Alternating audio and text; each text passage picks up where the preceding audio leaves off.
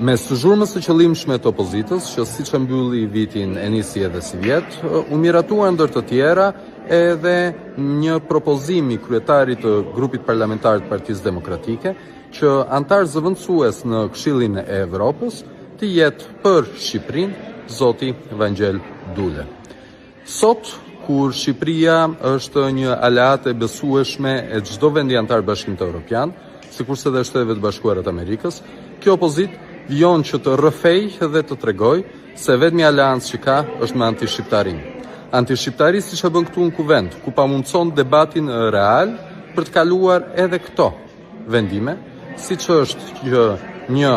person i lidhur ngushtë me anti-shqiptarinë, që nuk ka vota prej vitesh në këtë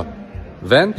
dhe zgjidhet deputet vetëm fal vullnetit të kryetarit përkatës të Partisë Demokratike, të shkojë dhe të flasë në formën që ai di kundër Shqipërisë në Këshillin e Evropës.